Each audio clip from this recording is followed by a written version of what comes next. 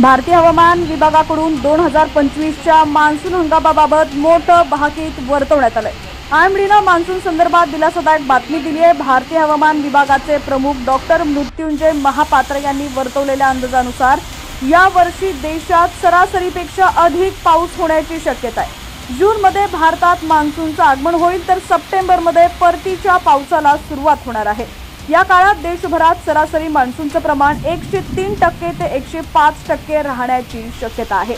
हवामान विभागाने वर्तवलेला हा अंदाज खरा ठरल्यास हा शेतकऱ्यांसाठी मोठा दिलासा ठरणार आहे। या वर्षी मान्सून वेळेपूर्वीच भारतामध्ये दाखल होण्याची शक्यता आहे। सामान्यपणे 15 जून पर्यंत मान्सून संपूर्ण देश व्यापतो, मात्र यंदा वेळेपूर्वीच देशात मान्सूनचं आगमन होऊ शकतं असा हवामान विभागाचा अंदाज आहे। जून महिन्यामध्ये मान्सून संपूर्ण देश व्यापण्याची शक्यता आहे। जूनमध्ये मान्सूनचं प्रमाण सरासरी 165.3 मिलीमीटर इतकं राहण्याचा अंदाज आहे। अर्थात जून महिन्यात सरासरीच्या 96% इतका पाऊस होऊ शकतो। जूनमध्ये कोकण, गोवा आणि समुद्रकिनारी भागांमध्ये सरासरीपेक्षा अधिक पावसाची शक्यता आहे। जुलै महिन्यात पावसाचं प्रमाण वाढणार असून या महिन्यात सरासरीच्या तुलनेत 102% इतका पाऊस पडू शकतो।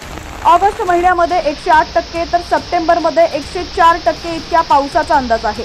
हवामान विभागाने वर्तवलेल्या अंदाजानुसार यावर्षी दिल्ली, उत्तर प्रदेश, पंजाब, राजस्थान, मध्य प्रदेश, महाराष्ट्र, गुजरात, ओडिशा, छत्तीसगड आणि पश्चिम बंगाल या राज्यांमध्ये चांगला पाऊस पडण्याची शक्यता आहे। तर दुसरीकडे केरळ, आंध्र प्रदेश, तामिळनाडू, बिहार, कर्नाटक, जम्मू काश्मीर आणि लडाख या राज्यांमध्ये यंदा सरासरीपेक्षा कमी पाऊस पडण्याचा अंदाज असल्याने चिंता वाढली आहे। यंदा जरी पावसाचं प्रमाण हे सरासरीपेक्षा अधिक राहणार असलं तरी देखील या आसमान राहण्याची शक्यता आहे।